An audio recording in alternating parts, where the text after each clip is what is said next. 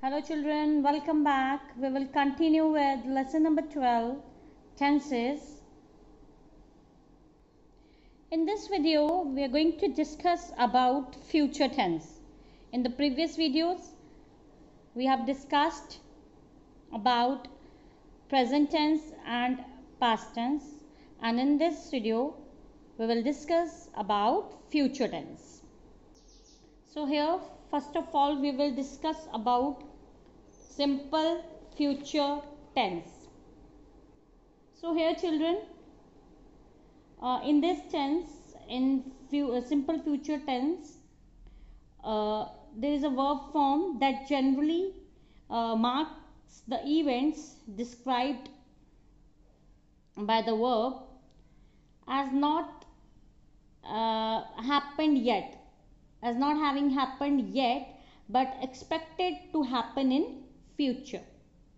So they marks the events which are described by the verb that we use here, and that is not happened yet and is expected to happen in future. Let's take example. I will jump in the lake. Now this is going to be in future, not happened yet. Okay, so in this future tense children, it could be future functions, one or more future function to make predictions or guesses about the future, or you can say it is used to make like promises in the future, or you can say instant decisions. Okay, so here we have subject and will or shall and first form of verb. We have one more example here. He will help you to do the project. Like this is you can say it's a prediction, like that he will help you to do the this project, right?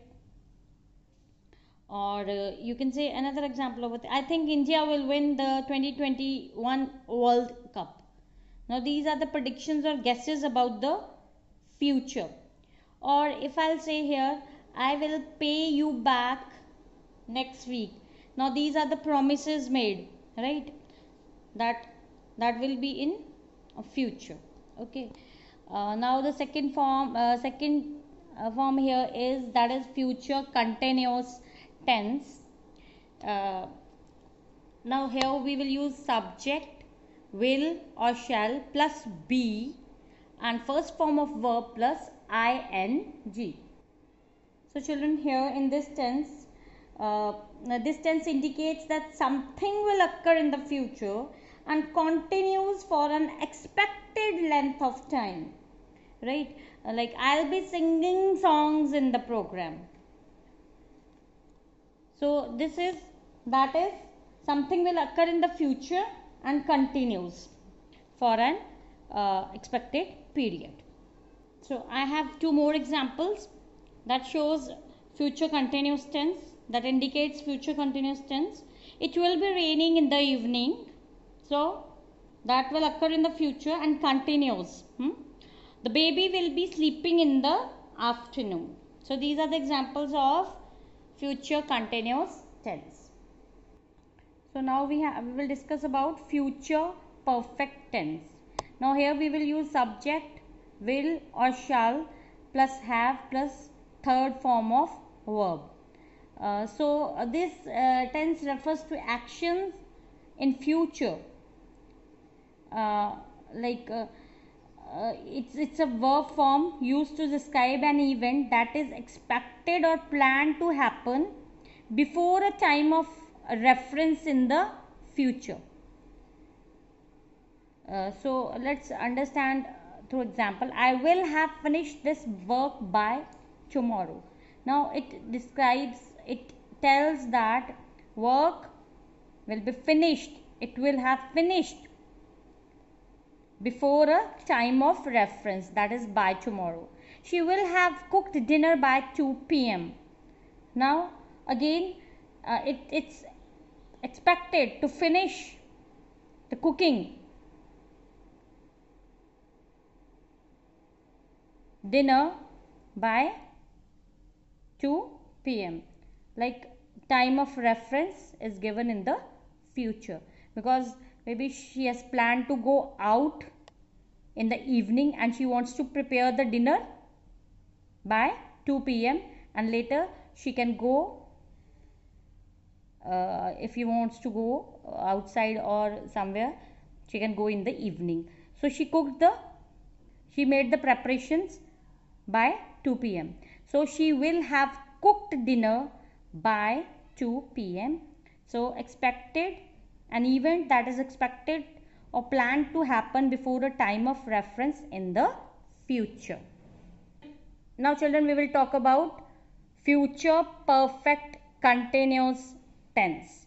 So here we will use subject plus will or shall, have been plus first form of verb and ing. So this is a verb tense that describe actions that will continue up until a point in the future. Like the activity will have begun sometime in the past, present, or in the future, and is expected to continue in the future. Again, I'm going to repeat it, that it's a verb tense that describe actions that will continue up until a point in the future. It refers to activity which will have begun sometime in the past, present, or future, and is expected to continue in the future. Let's understand two examples. In November, I will have been working at my company for 3 years. So it tells ongoing action in the future with duration. Okay, with duration. Ongoing action in the future, and it's with duration of time. Like let's understand with the second example. We will have been swimming in the resort swimming pool for 3 hours. Swimming pool for 3 hours. One more example. Now children, here we use for also, and we can use since also. Like in the this given example, I have used since.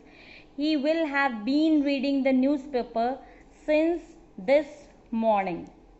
Since this morning. Like like I told you, that activity which have begun in the past, present, or future, and it is continuing in the future. It's continuing in the future. So children, I told you that for and since. For talks about the amount of time, and since is used to mention the starting point of time. So this was your chapter tenses. I hope you have understood.